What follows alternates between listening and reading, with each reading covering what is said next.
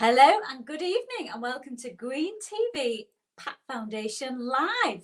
Tonight we have a very special guest, Mark Hill MBE. Now he's been awarded 2 operational commendations for distinguished service and exceptional valuable service in support operations. I think I've got that right, Mark. So welcome for joining us on the show tonight. How are you? Yeah, good evening. Thank you for having me. Oh, you're very welcome. So I know during the week you've been on Sky News, so this is probably a little bit small fry for you, but how was that, being on Sky Yeah, it was fantastic, and I'm very excited to be here tonight as well. So it's been a great journey, and it was good for Sky News to pick up on the story I've been running with. Oh, perfect. Well, we'll find a little bit more about that, viewers, so keep tuning in. So first of all, let's get a bit of background about you, Mark, and who you are and what you do. So first of all, if you'd like to tell us what your role was within the Army. So I left school with no qualifications at the age of 16 and didn't really know what to do. But I've been in the Army Cadets, and that kind of was my springboard into adulthood. And I went to Bradford, where I'm from, and I joined the Army. I joined the infantry, the 1st Battalion, the Duke of Wellington's Regiment. So I spent 23 years in the regular army before transitioning back into civilian street. Wow. So there's a linkage, isn't there, with the late, great Sir Tom Moore then? Tell me about that. There is, yes. And as everyone knows now, Captain Sir Tom Moore is for me, he's a Duke's legend. Not only that, he's inspired millions of people, not just across the UK, but across the world. And coming from the same regiment as Captain Sir Tom Moore, it's inspired me to do more what I'm doing. Unfortunately, I never met him, but seen all his great work and his charity work that he's done over the year. Yeah, it's so nice to be a part of it, and it must fill you with pride as it does the rest of the nation. So very sad when he passed away, but what a character and what an example to set. So also you've met the Queen, so not many of us get to have that accolade. So tell me about that. How did that come about? Yeah, it was a fantastic experience. And so when I left the Army, I had a couple of jobs before settling down to what I'm doing now. I'm proud to say I'm an Army reservist on a contract, so a full-time reserve service. And when I came back initially on a 2-year contract, I was seconded onto the Prince Charles's charities in Redcar and Cleveland and working there. And I think through my work with helping young people who are on the cusp of going down the wrong side of the law, working with those young people, inspiring and motivating them to be their best. And so I think through my youth work, I was put forward for the MBE. Yes, and that's a massive accolade. So how do you get the MBE, Mark? Is that just through your work? Is there a process? Yeah, that's a good question. I didn't know anything about it until Christmas Eve on 2014, and I got a phone call from the boss saying, congratulations, you're going to be put forward for an MBE. Look out on the New Year's honours list in a few days' time. And that was it. It was amazing. And then in March 2015, me and my family went to Buckingham Palace, met the Queen, and yeah, it was an amazing adventure. Oh, I can imagine. It's it must have been an absolute. Can you to look back and think, wow, I achieved that. So really well done. I mean, the charity work that you do is inspiring. I've been following your social media on LinkedIn, for example. Tell us a little bit about that for our viewers here that hasn't seen sort of your posts.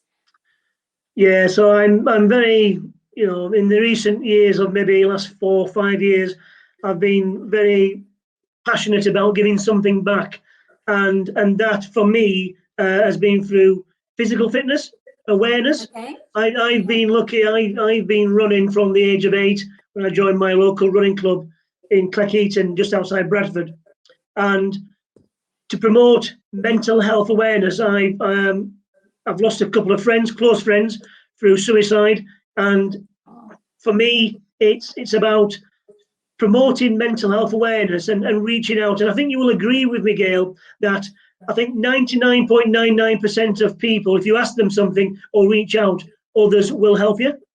Yes, Yeah, totally. We've had previous guests on the show, and it's literally that helping hand. I mean, you'll know this from having an army background. You're inbred with, put up, shut up, be tough, and you're not designed to show any sort of weakness, because you're a soldier, and that's, and when you get into the, you see some awful things, some do, some don't. You come out of there, and you do suffer the effects afterwards, and it's a vicious circle that guys don't reach out because it's not the manly thing to do. So which leads me on to what you're doing at the moment with Pull Up a Sandbag, which is it's a great concept. Soldiers can relate to it. So me waffling on, you tell us more about that, Mark.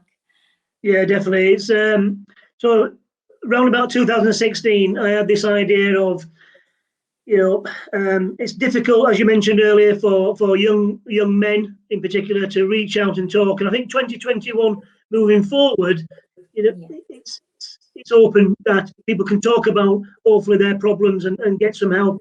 So the idea was all about talking, and I suppose people will have heard swing the light.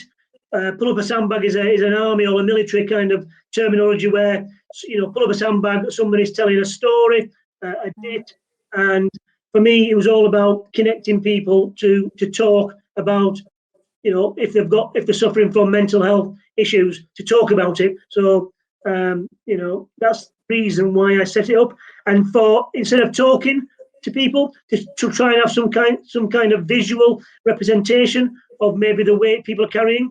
I did a couple of years ago. There was I took part in the Medicine Ball Challenge, which was fantastic, and I know it's started up again, and it's something I'd love to take part in, because that is all about kind of a visualization of the weight people suffering from PTSD, or not all wounds are visible, that are suffering on a daily basis. So Pull Up a Sandbag for me is all about talking and getting your problems out to the fore. And what a great analogy. Sandbag is a big heavy object, so if you can imagine, that's kind of what it's like carrying these burdens and these feelings and these troubles. I know that from personal experience in the past, and to sort of release that and take the troubles away. So how have you found that? How successful has it been? Are you finding more people are opening up and talking, or is it something that you need more help to publicize, to get out there, to get more and more to people to open up? Yeah, this month, as probably most people are aware, is Mental Health Awareness Month, and there's lots of work to be done throughout society. So I'm not just passionate about helping armed forces veterans, but it's a wider community and society in general. As you know, we're coming out of lockdown, and there's lots of people suffered. So through my work and raising awareness for ABF The Soldiers Charity, I'm very passionate about promoting mental health awareness. Yeah, absolutely. I know a lot of people, I mean, obviously in the business world, say that I've dealt with, people are anxious, whether it's going back to work or, even going back to normal in terms of doing your daily things. So although we are moving out of lockdown, this say by the 21st of June that things are going to be lifted dramatically and that we're going to start to ease back up. But obviously, as more and more people are vaccinated, it's still going to be a little bit hard for people to adapt. We've been a year, haven't we? Being used to this. I mean, I personally won't walk out the house without leaving a mask. It's going to be a stigma there. So yeah, absolutely. I'd also like to talk, Mark, and touch on the coaching side that you do. So obviously that goes hand in hand with your work. So tell me a bit more about that, because there'll be people out there that are interested in your coaching aspect. Yeah, sure. So through my awareness of mental health awareness, physical fitness is a great thing. So if I can inspire others to get out into the fresh air, to do some kind of physical fitness, I think physical fitness is linked around mental health, resilience, sound body and mind. So if people can get out and do 3 sessions a week, whether that's walking, running, cycling, going to the gym, whatever it is, get out there and do some kind of physical fitness. And you mentioned running with a sandbag. I've only done it the once, if you like, because it wasn't really designed to run with the sandbag. But this weekend just passed, I took part in the Captain Sir Tom 100 challenge, which saw me running 10,000 meters with the sandbag. Wow, gosh, that's quite an accolade. How long did it take you to do that? And did you actually manage to actually do that? Yeah, definitely. So well done it started.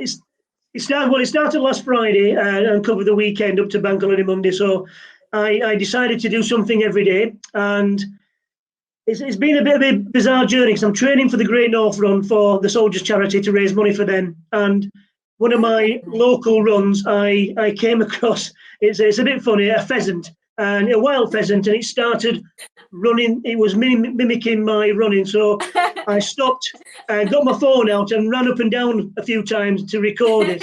It's happened about 10 times now. And so we call him Fez the pheasant. And it's brought so many observations on social media, Twitter, LinkedIn, lots of people being happy about. And that's what's got me onto Sky News, onto TalkSport, and onto this channel here tonight to talk about my work. And so the default setting was, if Fez didn't turn up on the day, I was going to do something more physical. And it's a bit of light-hearted entertainment with the pheasant. There's a serious message behind, what I'm doing, raising awareness for mental health. So on the Saturday, I did the 10,000 meters running with a sandbag. It took me around 90 minutes. I had a couple of people out en route to do some video footage for promotion later. And then on the Sunday, I did 100, because it's all round about the Captain Tom 100. So I did 100 exercises, press-up, sit-ups and reverse dips. And the hardest challenge I did was on the Monday. And actually, it took me about 6 hours to do this challenge on the Monday.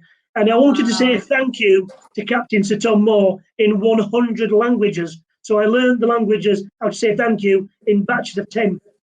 Wow, can you do that now? That would make it. Well, we can't do all 100, but I can give you some of them. Shukran, Shukariya, Tashakor, Dhanyavad, Danka. Oh, wow. Well, that's very, very impressive. Oh, that's great. Well, most people have a running partner, so you have a running pheasant. So that's absolutely awesome. And obviously it gets, obviously we've just laughed. It's a bit of light-hearted fun, but there's serious message behind that. So, massively brilliant with your work. So with the pull up a sandbag, Mark, how can somebody watching this tonight, how can they get in contact with you? If somebody is needing help, support, needing to talk, etc. Our veteran community and anybody else that, how do they get in contact with you, Mark? Yeah, definitely. So I kind of live on social media like most people today. It almost becomes a second job, doesn't it? So I'm on LinkedIn, I'm on Twitter and Facebook, and you've seen my name there. If you just search Mark Hill MBE, you'll find me. Equally, if you Googled Mark Hill MBE, Great North Run or Pull Up a Sandbag, you'll find me that way. Right, perfect. And we can probably, here on the PATT Foundation, we could probably put some links on there as well, so for people to reach out. So you mentioned about your run that you're doing for charity. So tell me a little bit more about that and how people can get involved and, sponsor you. Maybe there's some potential businesses out there that could come on board and support you in that. Just tell me a bit more about that, Mark. Yeah, so building up towards Sunday, the 12th of September, which is the Great North Run. Right. I did it 2 years ago, in 2019, first time I ever did the Great North Run. And what a great experience. The Northeast, people came out in their drones to support. And it was a funny one because I wanted to do a good time. And I ended up doing it in 2 hours, which I was happy with. And you've almost got to enjoy the atmosphere because you can't run the race you want because there's so many people around you to be running a straight line and the speed you want to run at. So I enjoyed that. So I wanted to do it again. I was doing it last year because of COVID. Everything's got cancelled. So I'm kind of a buy ticket, if you like, for this year. So I'm hoping it's going to go ahead. In terms of sponsorship, I am raising awareness for the Soldiers Charity and money for the charity. But for me, getting the money is great, but I understand people can't always afford it coming out of lockdown. And not only that, there are so many other people, hundreds, if not thousands of people, doing great work for their charities, which is very commendable. So it's to raise awareness for the charity I'm running for. And if anybody can sponsor or gives a donation, that would be amazing. It's a Just Giving page. You'll find that on my social media links. But if a business out there would like to give probably a little bit more than you would donate to Just Giving, get in touch with me, and I can put you in touch with the Soldiers Charity, and through a BACS payment or a bank payment, you can do your sponsorship that way. Yeah, it's about raising awareness, isn't it, and supporting.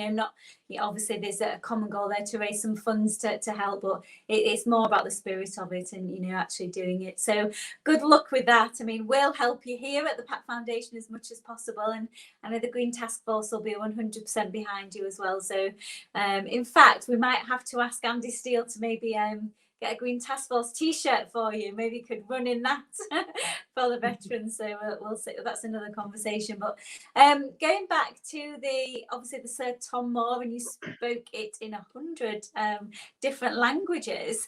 Just before viewers out there, just before we was on the show, we sort of have a pre-chat, don't we, to find out about the week and have a little bit of a catch up and a chin wag. It came about that, Mark, you actually speak Arabic. So you spent some time in Egypt. Tell us about that. So it's a little bit different subject, but we always like to find out about the person. Yeah, definitely. So for me, through my service in the military, the regulars, communication has always been key. And on operations, I was always keen to learn the local language where I was deployed to. And so I picked up Arabic, and I'm self-taught. And what happened was, when I left the army, my first job, I worked as a school staff instructor at Sedbergh School in the Yorkshire Dales. It was great. I loved it, but I always wanted more. And I ended up I lived in Dubai, working in Abu Dhabi in the schools. And for me, it was the Arabic language that got me there in the first instance, I believe. But saying that, when you travel the world, as most armed forces personnel, veterans have done that, people speak very good English wherever you go. So it was a trade-off of me learning Arabic and the kids in the school, the Emirati kids, learning English.